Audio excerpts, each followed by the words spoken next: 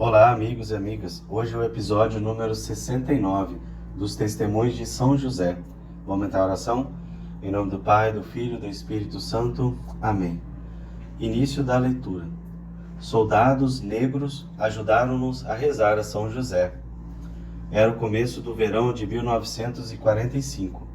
A Alemanha, derrotada, enfrentava fome e necessidades de toda sorte. Terminaram os combates. Afastado estava assim o perigo imediato de morte. Em vez disso, tanto mais cruel parecia a morte lenta pela fome. A miséria era indescritível. Quase cada família tinha que se preocupar com a vida de um ou outro de seus entes queridos. Inúmeros soldados alemães estavam aprisionados, sem possibilidade de se comunicarem com os seus. Nem sequer funcionava a entrega postal.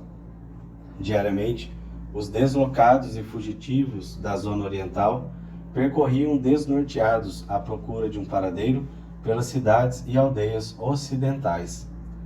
Desde os tempos da Guerra dos 30 anos, os distritos alemães nunca haviam sofrido uma sorte mais terrível. Nessa fase da situação é que aconteceu a história de uma romaria que logo mais exporemos com mais detalhes. Meu pai, que mais tarde várias vezes nos tornou a contar o sucedido, costumava terminar cada vez dizendo mais ou menos isso. Se vocês três conseguiram voltar da prisão de guerra, tão logo são e salvos, fiquem sabendo que isso vocês devem, e não em último lugar, à oração piedosa de uns negros norte-americanos. Dentro da densa floresta de uma cumeada com que Eiffel delimita a encantadora baixada lateral do Reno, existe, solitária e escondida, uma antiga ermita dedicada a São José. Há séculos ficou ali perdida na solidão. Seu interior é por demais modesto. Aqui e acolá aparece algum remendo rústico de reforma, feito por algum pobre morador do Eiffel, ou por algum vinhateiro do vale, como gratidão por graça alcançada do santo. A própria estátua que retrata São José é um trabalho despretensioso e simples de algum escultor renano da época do barroco tardio. As repetidas pinturas desajeitadas deram o seu contributo especial, e qualquer conhecedor da arte, na certa, há de menear a cabeça na avaliação da figura, para a qual aflui gente simples de uma vasta circunvizinhança. Arraigou-se, no entanto, no coração do povo fiel o senso piedoso relacionado com a singela da imagem do santo. É o seu santo. Disso o testemunham as muitas tabuletas, tanto as decoradas pelo tempo como as bem recentes. Na época em que se desenrola a nossa história, meus pais curtiam grande preocupação por causa de seus 3 filhos mais velhos, que estavam em armas. Havia meses não recebiam notícias deles. Em especial, a mãe morria de amargor por causa do mais novo, que desde pequeno era doentio e meio raquítico. Desgosto e sofrimento cortavam-lhe o coração, e as muitas privações fizeram-na definhar corporalmente. O pai e os demais irmãos mais novos procuravam distraí-las e infundir-lhe esperança. Pouco adiantou. Certo dia disse o pai: Mãe, fiz hoje cedo uma promessa a São José.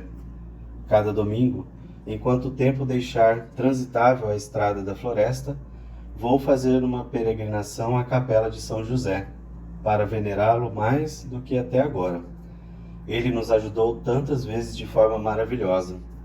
Vai ver, ele vai nos reconduzir também os nossos rapazes são e salvos.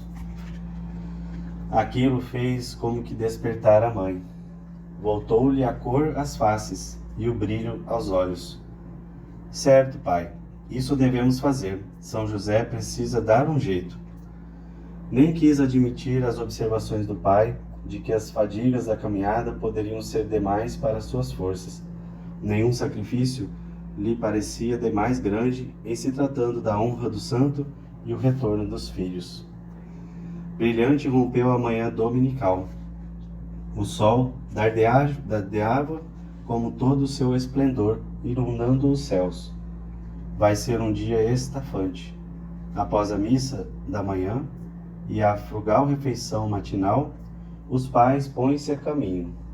De início, a estrada serpenteia mansa pelos campos do vale, no meio do vivo verdor, enfiando-se adiante pelos matos e a partir daí vai subindo.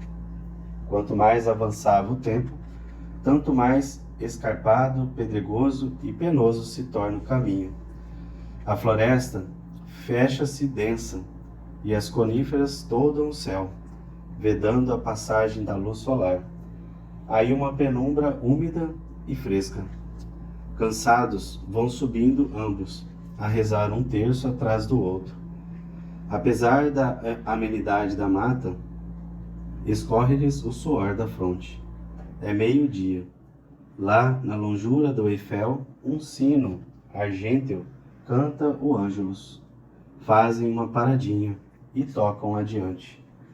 De repente, estacam involuntariamente como que petrificados. Um abafado grito de terror escapa dos lábios da mãe. Da escuridão carregada de abetos, levanta-se um soldado preto norte-americano. Salta o declive e avança rápido contra meus pais. O pai nos contou mais tarde com um leve sorriso.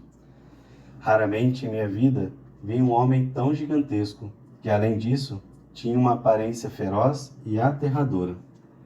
Que a mãe ficasse estarrecida era mais que compreensível. Mas o ciclópico negro não era perigoso. Na conversa que se travou, o pai procurou recolher os restos do seu inglês escolar, esquecido há tempo, enquanto o negro se esforçou por usar os poucos conhecimentos do alemão que estava aprendendo. Tentaremos reproduzir em linguagem correta e ordenada o possível diálogo. Ele queria ir à cidade, na Baixada, onde esperava achar alguma distração para o domingo. Assim que de sua parte entendeu para onde iam os pais e notou o terço na mão deles, um largo sorriso se espraiou por seu rosto, tornando-o bonito. Seu olhar iluminou-se. Ah, que bom! Os senhores são católicos. Eu também. E assim falando, remexeu abrindo a gola da camisa e num cordel mostrou a meus pais uma bela medalha da Imaculada. E por que fazem romaria? Porque estamos preocupados por causa dos nossos 3 filhos mais velhos. São soldados. Nem sabemos se ainda estão vivos. Por isso fazemos a peregrinação a São José, para lhe pedir que nos ajude a encontrar os rapazes. Aí os olhos da mãe já nadavam em lágrimas. Assim que o soldado negro reparou isso, tornou-se triste e pesaroso. Repetiu várias vezes: "Oh, I'm sorry for you." Eu sinto muito, sinto muito. Talvez lembrando da própria mãe, preocupada com ele lá longe, além do Atlântico. Veio-lhe uma boa ideia. Vou com os senhores a São José e vou rezar junto para que lhes faça voltar os filhos. Meus pais sentiram confiança, aceitando sua companhia. O soldado puxou do bolso seu próprio tercinho. O pai foi tirando os mistérios dolorosos, e a mãe mais o negro foram respondendo. Este, no começo, rezava a meia voz em inglês, e pouco depois em alemão. Ligeiro captou as palavras da Ave Maria, até que enfim chegaram à ermita. Aninhada no verde escuro dos abetos, ali estava a capela da floresta. Perante a imagem sacra, a mãe acendeu as velas que consigo trouxera e a enfeitou com flores silvestres. Os pais fizeram sua devoção, suplicando a proteção do santo por seus filhos. Ficaram edificados com a piedade e a atitude do negro perante a estátua de São José. Com ânimo tranquilo e alegre, retomaram a caminhada de volta. Quando o pai entoou a Salve Rainha, o negro entrou com seu barítono. Um tal coro misto talvez nunca até então ouviram aqueles velhos matos.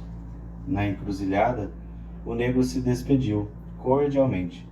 Prometeu voltar na próxima vez com alguns bons camaradas seus e tomou o caminho rumo do lugar em que se achava o destacamento militar. A aventura dos pais, contada a uns conhecidos, correu de boca em boca pela vila. Algumas pessoas decidiram participar da próxima peregrinação. Formou-se até um grupo imponente no domingo seguinte. Todos tinham suas preocupações e necessidades para levar aos pés de São José. A maioria fazia a peregrinação com a mesma intenção dos meus pais, pelo feliz regresso de seus filhos. Na encruzilhada da despedida, já os esperava o sargento negro com mais 4 camaradas. Saudaram-se com toda a cordialidade, como se fossem velhos amigos. Cumprimentaram-se calorosamente, dando-se as mãos. A mesma fé os irmanava brancos e pretos.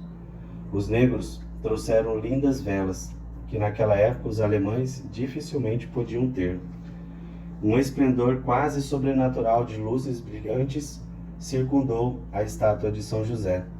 Canções maciças foram se alternando com orações compassadas, ecoando pelo silêncio da floresta. Isto se repetiu ainda nos seguintes 3 domingos. Aí a guarnição americana foi substituída por franceses. Olhem, sinceramente, a participação deles na nossa peregrinação foi um dos exemplos mais belos e edificantes de quantos até hoje tenho vivido. Era emocionante como aquela gente jovem estava aberta e compenetrada da sua fé. Assim rematava sempre meu pai, ao repetir toda essa história. No outono, os pais receberam notícias dos 3 filhos.